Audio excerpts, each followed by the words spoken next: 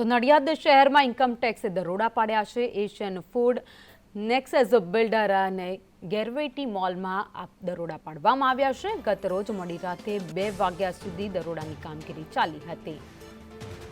વધુ અપડેટ સાથે સંવાદદાતા કરુણેશ પંચમવેદી અમારી સાથે જોડાયા છે। કરુણેશ, નડિયાદમાં ઇન્કમટેક્સ વિભાગે કાર્યવાહી કરી છે। અલગ અલગ 3 જગ્યાઓ પર દરોડાની કાર્યવાહી કરાઈ।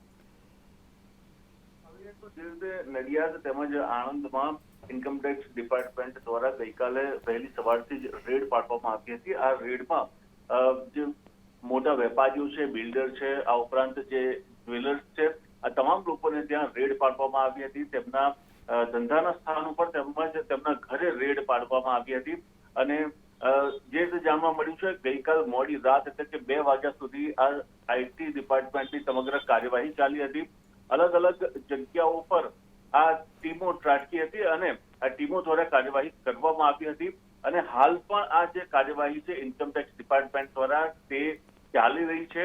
હવે આ જે નડિયાદમાં ડભાણ રોડ પર આવેલા જે એશિયન ફૂડ કંપનીના માલિક છે કુમાર મેઘરાજ, તેમના ઘરે તેમજ ફેક્ટરી પર દરોડા પાડ્યા હતા, બિલ્ડરને ત્યાં દરોડા પાડ્યા હતા અને જ્વેલર્સની દુકાનો પર પણ દરોડા પાડ્યા હતા।